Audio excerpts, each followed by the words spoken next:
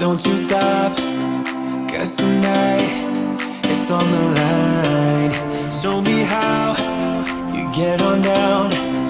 Close my eyes, take me for a ride.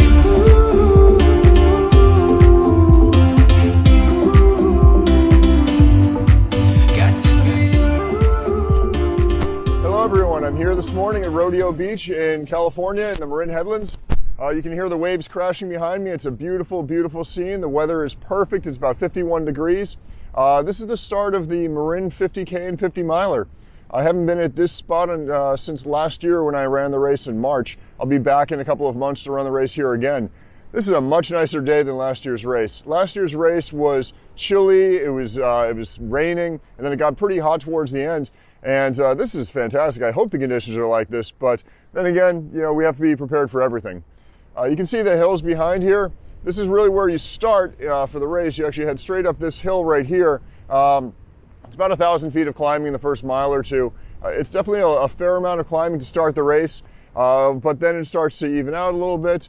Overall, it's a course with a lot of undulations. It's all pretty runnable if you can run up hills like this, which I can't, but I guess if you're a really good runner, you can. And you see a lot of the people in the front pack going out and, breaking away up this hill. It's really impressive to watch. And then you get the mid-packers like me who are just trudging away, getting the hiking poles out and making it up the hill, trying to keep the heart rate down. I'm looking forward to coming back in a couple of weeks for the 50 miler here. But I figured I can come out here and get a couple hours of running in this morning, especially in a day like today. Really looking forward to this. Been looking forward to this for a couple of weeks. And yeah, I'll take a couple of shots from the trail and let you know how it's going.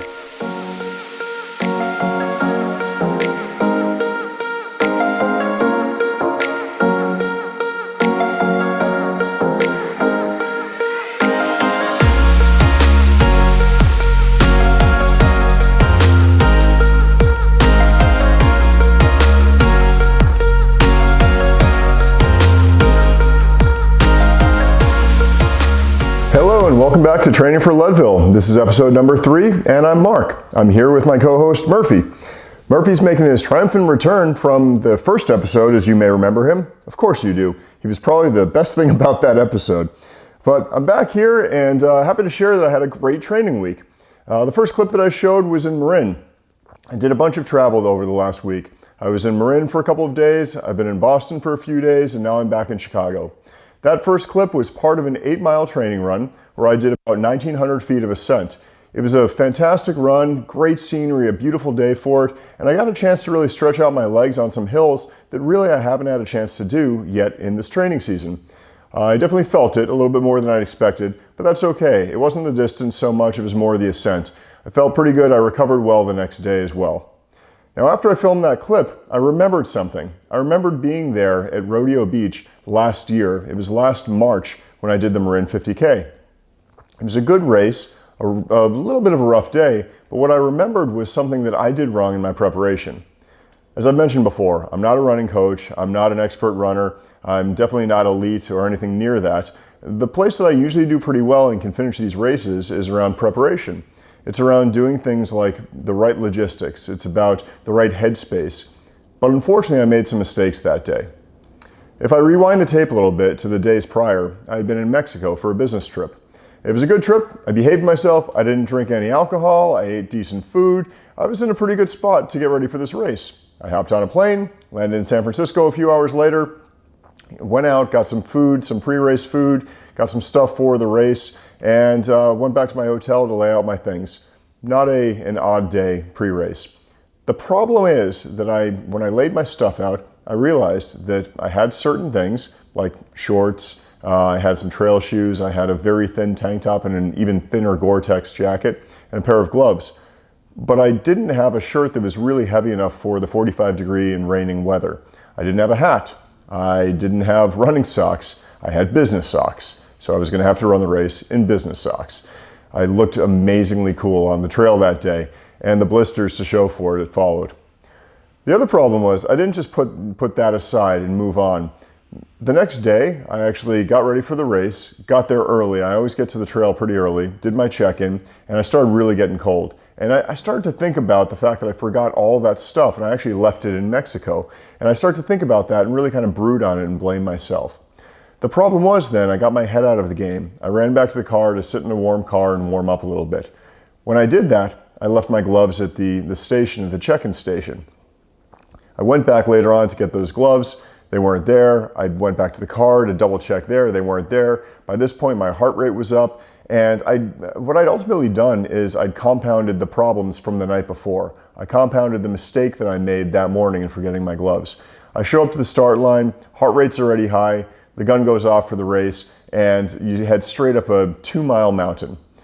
Again, I compounded some errors. That was my fault, and I know better than that. I've learned from it too. Later in the season, I made these running shirts for my team and my crew in Leadville, and it said simply on the front, move forward. And now obviously we have to move forward in a race because forward momentum is going to get us to cover that 60 miles, 100 miles, whatever it is. But it's also a mental state. Moving forward is so important in life. It's important in business. It's important in running. And when I think about that, it's being able to recover from a mistake. Whether it's self-imposed or something around the race itself that created a mistake, we have to be able to move forward.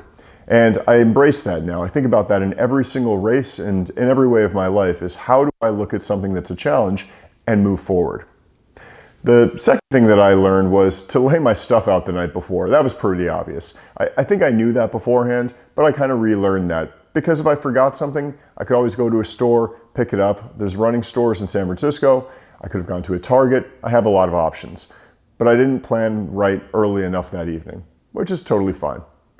The other thing that I learned was when it was cold during that race, I couldn't just get through it. I had to embrace that. I had to internalize that and fuel myself with it. I read a book a couple of years ago called Extreme Ownership. It was by a Navy SEAL named Jocko Willink and Leif Babin. They talk about a number of great concepts and a lot of great military concepts. One of them is something that they say, embrace the suck. And that doesn't mean just tolerate bad conditions. It means embrace it, internalize it, use that to drive you. I love that. Embracing a bad situation and using it to fuel you to move forward is something that I always keep in the front of my mind. When I condition and train for tough races that are going to be hot, and I'm about to start this for Black Canyon, I always do sauna training. I'll start with 10 minutes in the sauna, go up to 20, and take it from there. And if you're going to do sauna training, of course, talk to your doctor, make sure you can do it. But I do that to make sure that I can eat and drink fluids when I'm in the sauna. It's important because when it's really, really hot, I don't want to eat anything. And eventually I stop drinking. So it's important to condition myself to take advantage of rough conditions. The other thing about embracing the suck is you've got to use that heat to drive you to beat it, to drink more fluids, to take in more electrolytes. When I was doing a run across the Grand Canyon a couple of years ago, a friend of mine and I did this rim to rim to rim, so it was about 46 miles across the Grand Canyon and back. We knew it was going to be hot. It was September 1st, 2018, and the weather was going to be 100 degrees on the canyon floor. Now, you can only carry a couple liters of water at the time, and carrying water just gets heavy. But we knew that we had to start drinking water early. We knew it was going to be rough, and we knew we had to embrace that suck to make sure that we drank enough water early enough so that we were hydrated later on that day. It took us a long time to get through that run, and if we weren't properly hydrated, it would have been a much worse outcome. In any case, those are a couple things I think about when it comes to preparing for races. Another thing is eating the right food pre-race. So I've got a clip that I'll show you right now from this last weekend's 28-mile run. I was out with a friend of mine, and I set up a makeshift aid station in my truck. I do this pretty frequently. Even though I can get through a 28-miler without eating anything, I can just take in gels and fluids, I often make it a point to eat things that I'll eat in the race. And even if it's not exactly what I'm going to eat in the race, I try to experiment with different foods. Because realistically, I might go through the whole season and be able to eat the same thing every single Saturday and Sunday on my long runs. But come race day, I might not be in the mood for any of that food. And the problem with that is, if you haven't experimented with something else, you don't know how your stomach is going to tolerate it. You don't know what kind of energy it'll give you. You just don't know how it's going to affect you mentally. So it's important for me to try all different kinds of foods. I eat ramen noodles, I eat avocado. I'll try pretty much anything that's going to be carb or sodium intense. I'll even try protein shakes in my runs. But again, it's going to be whatever works for you. So with that, let's take it to the clip from this last weekend. Roll clip. All right, just finished about 17 miles of this 28-ish mile run. Stop and refuel a little bit quickly. I kind of work through things quickly here like I would in a race, although I don't have a crew with me right now. I did have an awesome runner, pacer with me for a little while. That was Anthony, who got out with me for a lot more than he planned on it, but that's normally the case with me. And I think we covered 15 change together, 15 and a half, and now I've got another 11 to go. I'm making some ramen noodles right now. The way that I do this is I get the broth ready to go, and then I put the noodles dry in a container. Broth will warm it up, and I'll drink down the fluids after. It's about 270 calories per packet, which is great, and it's got a lot of sodium. So I'll have that in a moment. I'll have a fruit cup, pickle juice, and possibly some potatoes, so I feel like it's 100 calories. So first things first, I also want to make sure I repack my pack. So as that cools off a touch, I get my pack ready to roll.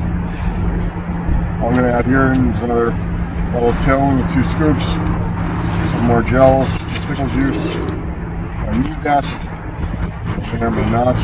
Here's my shirt. So I changed my underlayer. It's 35 degrees out here right now, so I have to change my underlayer first and change my jacket because it's a little bit sweaty. The last thing I want to do is get cold while I'm around here. Also got my old New York Marathon poncho on. Nice little gift from the race. So that's about it. I'm going to put down somewhere in the range of 500 calories right now and go back out there to go the rest of these miles. All right, see you in a bit. And we're back. That was a great experience. It was a great run. We got through that 28 miles, or I got through the 28 miles with a lot of help from Anthony, who covered about 15 and a half with me. And it was really helpful having that food there, being able to test out some new nutritional things and a couple of things that I've been doing for some years. So I'm looking forward to yet another great training week. Again, like I said, travel has been a big thing for me in the last couple of weeks. I spent some time early this week in Boston, had some really good training runs with friends. Next week, I'll share what those runs were all about. Today, I really want to talk about preparation. I covered off 2 things in preparation. The first was moving forward. Always putting out the tough things, putting those out of your mind, and focusing on moving forward, making relentless forward progress. The second thing is the idea of embracing the suck. When things get hard, use that. Fuel yourself off of that. You can beat that. You can beat the challenges that come up, and you actually use those things to win and fight harder. Next week, I've got a big training week ahead of me. I've got about 58 or 60 miles that I've got to do, which is similar to this past week. This week I was scheduled to do 58. I did 55 and a half. Often I'll go back and get those extra couple miles in just to make sure I got it all done. But this week I didn't. And the reason I didn't is I felt like I had a really strong training week. I did a 4x1 mile on Monday. That was coming off the day after a 28 miler. I did a lot of climbing on Friday. So I had a very tough training week, and the extra miles probably wouldn't have made too much of a difference for me, so I felt great about it. Again, this coming week, 60 miles, a few long runs, some climbing, and some really interesting workouts in there. So I'm definitely looking forward to another good training week, another good week of mental preparation, and just a great week on the trails and the path. So with that, I want to thank you for liking these videos, for subscribing, for sharing with friends. If there are any questions I can answer for you, again, knowing that I'm not a coach or a nutritionist, please send those questions my way. I'd be happy to respond to them. I'd be happy to give you my thoughts on my training and what's helped me a little bit from this season and last season. I'm right now 204 days out of the Leadville 100-mile trail race, and training's going well. I just have to continue doing what I'm doing. I've got 204 more opportunities to improve myself and to get better, so I'm going to take every last one of those to get there. Thank you again from me and from my boy Murphy.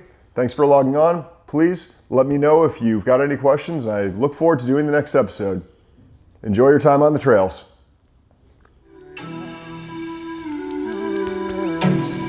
Ooh, baby, on that track, I'm going vroom, vroom.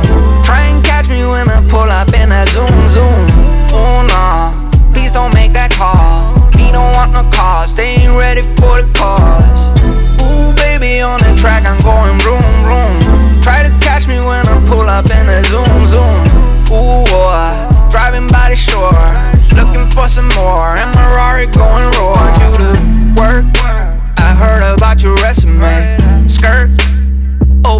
the sesame. Word, oh no, no, don't pressure me. Yeah, ooh, yeah, roll out with the referee. Curb, yeah, I'm turning left now. Burn, yeah, the rubber's on my chest now. First, no, you're not the first one. They done told me I'm the worst one. Yeah, always the pedal to the floor.